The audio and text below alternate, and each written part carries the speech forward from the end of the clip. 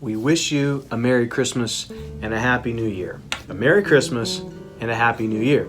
This is what I wish for you, but more than that, this is what I'm praying for you. You know, so many times we make some distinctions between happiness and joy.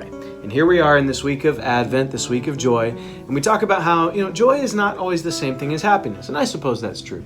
But don't you think that if a person is experiencing some joy, that there should be some level of happiness? I don't think those two things are mutually exclusive from one another. In John chapter 17, verse 13, Jesus is just hours away from being arrested, and yet he prays before making his way to the Garden of Gethsemane. He prays for you and for me, and he says this, "But now I am coming to you, and these things I speak in the world, that they may have my joy fulfilled in them." Joy? Right before being crucified? Is it possible that even in a year like 2020, we could have the audacity to expect joy? I think that Jesus' prayer shows us that we can.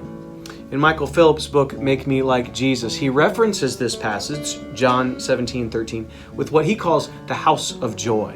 He says that in his house he has many things that make him happy. He has a coffee mug that fits perfectly in his hands, and a favorite pen that writes real smooth, and a favorite rocking chair.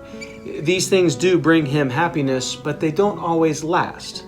Coffee mugs will crack, and pens will eventually run out or break, and rocking chairs will break down over time. But he's still in the house, right? He's still in this house of joy. Even when the stuff of life that normally makes us happy ceases to make us happy, we need to remember that we're still in the house of God. We're still in this house of joy. This is where our joy can come from. Now, all of you have served so well this year, and you have given me a lot of moments of joy and happiness. And while so many ministries this year came to a dead halt, or even just slowed down a little bit during the pandemic, the worship ministry did the complete opposite. We ramped up to a whole new level of production and productivity like I've never known in the last 25 years of leading worship on a weekly basis. My friend Josh Huckabee, he describes the weekly grind of preparing and leading worship services as the spanking machine. And if that's the case, I think 2020 used a belt. You know what I'm saying?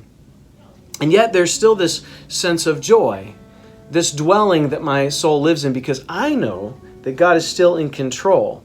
And everything will work out for His glory. So as you wrap up this year, and as you continue to serve on this team, I just want to reaffirm a couple things. First of all, joy is the house in which we live. It can be a Merry Christmas, it can be a Happy New Year, not because everything in the house is the way we want it, but because it's God's house. I can rest in that. I hope you can too. Secondly, I do pray that you would keep your eyes open this Christmas season for the ways that He is going to reveal His goodness to you. I don't want you to miss it. As always, please know that I am grateful for you all, and I can't wait to start a new year of ministry together by God's grace. Love you all.